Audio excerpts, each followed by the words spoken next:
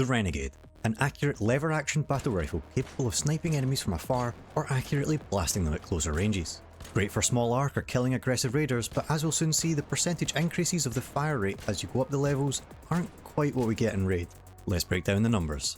Let's start off with the stats. The Renegade's going to go up with fire rate and reduced Dispersion Recovery as it goes up through the levels. You'll get 25, 50 and 75% for the fire rate, and you get 16.6, 33.3 and 50 reduced Dispersion Recovery.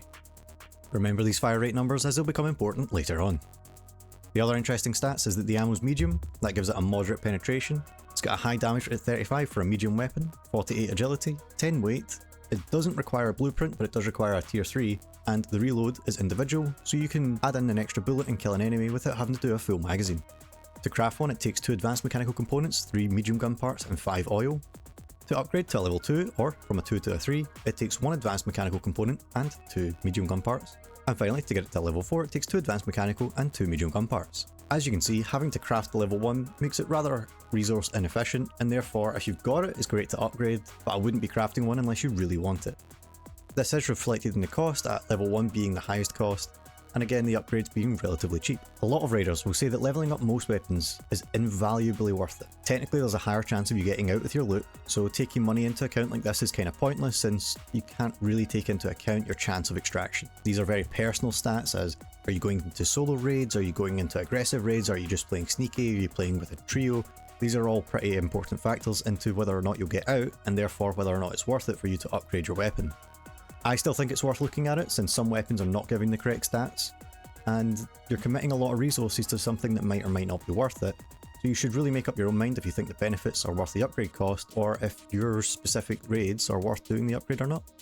Now let's move on to the reload calculation. We take the last frame minus the first frame divided by 60, because that's the FPS that I record at, and that gives us 4.8 seconds per magazine or 0.6 seconds per bullet. Keep in mind you can do these bullets individually, but there is a small animation of you pulling the gun up before you can put a bullet in, but it's about 0.6 per bullet. That small animation means it's better to load your magazine to full, but if you need to use a single bullet, of course, do the single bullet. Now the other stat that increases per level is the Dispersion Recovery. The recovery time in seconds was measured in game at 1.53, 1.33, 1.10 and 0.90 for the 4 different levels. This gives us an increased recovery rate of 0, 13, 28 and 41%. Comparing this to the theoretical percentages, you can see that it's 0, 3.6, 5.3 and 9 less recovery rate than what we're meant to be getting, and therefore we should have a more accurate Renegade, and despite the Renegade already being pretty accurate, I wouldn't mind having a more accurate Renegade, right? Here's a quick side by side for the accuracy of the gun. I'm not going to show the 10 to 30 meters as the gun is essentially pinpoint accurate. However, once you get out to the 40 meter, you might miss a couple shots because of the bloom and the recoil. The bloom only really becomes a problem when you fired shot after shot after shot. Because the recovery takes such a low amount of time, you can have an accurate shot lined up straight away after it. Now we need to see how damage works. My shield video breaks down how damage mitigation works, so check it out if you haven't seen it, but here's a quick recap. You've got 100 HP and 40 light shield charge. You're going to get shot by the 35 damage, which gets reduced by the light shield's damage reduction, to get you 21 damage that's going to hit your health bar. When we apply this to the health bar, 35 damage to the light shield, 21 to the health bar, and this is what it looks like for the other shields with their different damage reductions. As you can see, 35 damage hits all the shields, and the reduced damage hits all the health bar. It'll therefore take 4 shots to kill a light, 4 shots to kill a medium, and 5 to kill a heavy. Now let's move on to headshots. You're taking the 35 damage and timesing it by 2.25 to get 79. It's a very interesting headshot multiplier, but as you'll see later, there is a reason for it. Now let's apply it to the health bars. The first shot does a lot of damage, but none of the shields are broken quite yet, and that's important for later on. It therefore takes 3 shots to kill all 3 of the different shields, which is very interesting, and it means that headshots with this gun are highly valuable against any player. So now we've got the damage, we need to get the fire rate. I'm going to be looking at the fire rate for the level 4 Renegade and then applying the same math to the rest of them. You take shots minus 1 times FPS divided by frames, so 7 times 60 divided by 280, so that's 1.5 shots per second or 90 shots per minute. Then when I applied it to all the other guns, you can see a lovely 0.75, 1, 1.25 and 1.5. These were highly accurate, these are not rounded, and when I saw this I just smiled. It is such a perfect linear relationship. That gives us 0, 33.3, 66.6 and 100% increased fire rate. And then I look back at what the Renegade is meant to be. This is the theoretical Renegade. 0, 25%, 50%, 75%. We are getting an additional 8.3, 16.6 and 25% fire rate for no reason. Thank you very much, Embark. Please don't nerf it. This therefore means that leveling it up to level 4 is highly worth it. You're getting an extra 25% fire rate for nothing. However, when you've got increased fire rate like this, you actually increase the dispersion more than you think. So, I thought I would look at the high fire rate, worst dispersion thought. So we've got the fire rate, but we can turn that into the seconds per round. Just do 1 divided by the number. This gets us 1.3, 1, 0.8 and 0.67. If I then look at the recovery time, so that's the number of seconds it takes from the crosshair to go from full back to normal size, and then compare them, you can see that that's a 0.2, 0.33, 0.3 and 0.23 seconds difference. So what this means is every single shot for level 4, it takes you an additional 0.23 seconds to wait until it comes fully back down. So if you fire them back to back, your bloom will get bigger, which is what we expect. But what's very interesting is that the level 4 has a lower time difference than the level 2 and 3, further making it more important to level it up. So the higher fire rate essentially doesn't affect the level 4 as much as we think, because the dispersion recovery time is looking after it. The level 2 and 3 will be harder to use while having that lower fire rate, and the level 1 should be the easiest to use, but we expect that with the lowest fire rate. So highly recommend going to level 4 for the fire rate. The dispersion, it's just really good. Might be expensive, but if you can do it, do it. Now let's move on to attachments. We've got 3 attachment slots, which are the muzzle, the magazine, and the stock. To start with the muzzle, I almost always recommend the compensator, but in this case, I actually think the muzzle brake might be okay here. The reduced vertical and horizontal recoil just means you can stay on target for the entire time that you see them. Although it's not that hard to stay on target with the Renegade, this will make sure that you are a laser beam. You do not need the extra dispersion recovery because the gun already takes care of that, but if you don't really like the muzzle brake, you can always go for a silencer. You're going to be firing at medium, long ranges, maybe even close range, but people aren't going to know where you are. That's the point. You can keep firing at them, hit multiple shots, maybe even hit multiple headshots, and they'll go down like a bag of bricks, without even knowing where they're getting shot from. Next up, it's not bad to put a medium mag on it, however, I wouldn't go above a mag 1. A mag 1 gives you the ability to kill 3 raiders without missing a shot. That's pretty good, and if you're going to miss a shot, you're now down to killing 2 full raiders, you're already pretty good. You don't really need a bigger magazine. The only case that I could see that bigger magazine being more useful is if you're killing arc. Finally, the stable stock 1 is pretty good. It will just give you that little bit extra recoil recovery and specifically the dispersion recovery, so you will become a laser beam. You will not have any dispersion. However, a commenter and Discord member has suggested a stable stock 3 is actually the best way to go. It gives you the 50% reduced recoil and dispersion recovery time.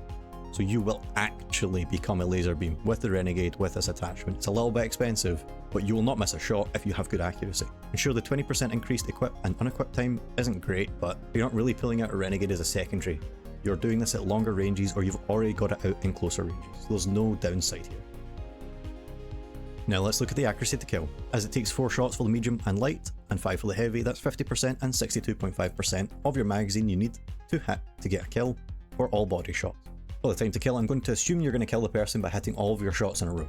The calculation is shots to kill -1 divided by the shots per second. For body shots, that gives us 4 seconds at level 1 against a light or medium shield, and 5.3 against a heavy, and you can see that that's actually really slow just because the fire rate's terrible. However, once you get up to a level 4, a 2 and a 2.7 seconds time to kill is okay. It's lower than the majority, but because you're going to be at those longer ranges and it's less bullets, it might actually feel quite quick. Is it worth upgrading? I've put the cost at the top, so 9, 12, 15 and 20k, and the time difference on the table. So at level 4 you're getting an extra 2 seconds time to kill for an extra 11k. That does actually line up quite nicely, almost double for a double quick. It makes sense, but it's just for you to weigh up in your head. Now let's look at the time to kill for the Kinetic Converter. You can see that I didn't get any data for the level 4, this is because of the Expedition reset. The Kinetic Converter doesn't do that much. I think it's easier, instead of looking at the numbers, to look at the difference. You're getting a quicker 0.5 second time to kill against light and medium shields at level 1, 0.3 at level 2 and 3. For the heavy shields you're getting an extra 0.6, 0.4 and 0.4 for the 3 different levels. In my eyes, it's not really that much more worth it. You're going to have more inaccurate shots and you're not getting that much extra out of it. It's up to you though. It's expensive, your choice. What I did find interesting is that the Kinetic Converter is meant to give you 15% faster fire rate, but I'm only seeing 14.3 and 11.1. For an optimal time to kill, you can break the shield in 2 shots and get 1 headshot to give you a 0.24 second time to kill for the 3 shot. But if the opponent has lost just a tiny bit of their shield charge, they might go down. even quicker. It'll take 1 body shot and 1 headshot to kill if they have taken 0.2 health of damage. Now, I'm not 100% sure that this is exactly how it works. It might round up and kill them anyway. I haven't had the time to test it because I'm going on holiday. So please let me know in the comments if this works, because I think the game might take that 0.2 as 0. Let me know in the comments. That would give us a 0.12 second time to kill, which is faster than the human reaction time of 0.2. Body shot, headshot, it's insane. Now let's move on to the mathematically tested leaderboard. This is what it looked like last video, and now it's the same.